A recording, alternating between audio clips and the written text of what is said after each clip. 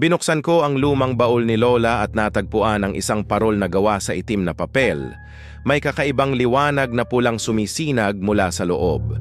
Sa silid na iyon, tila bumigat ang hangin at biglang nagdilim ang paligid.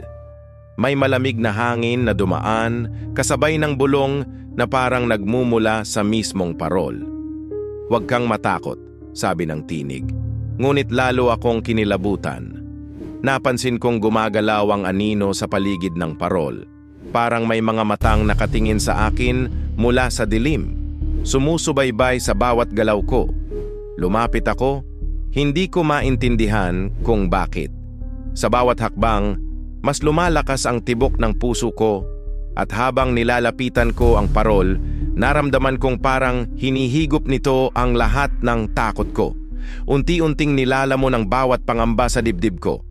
Nang hawakan ko ito, umilaw ang parol ng mas maliwanag, tila naglalagablab sa dilim. Biglang nagdilim ang lahat at naramdaman ko ang malamig na mga kamay na sumakal sa leeg ko, pinipigilan akong huminga. Sa huling sandali, bago ako tuluyang mawalan ng malay, nakita ko ang sarili kong refleksyon sa salamin. Mga mata kong punong-puno ng takot at ang parol, ngayon ay nakasabit na sa aking dibdib. Patuloy na lumalamon ng mga takot na hindi ko na maitakas habang ang aking kaluluwa ay unti-unting nawawala sa dilim.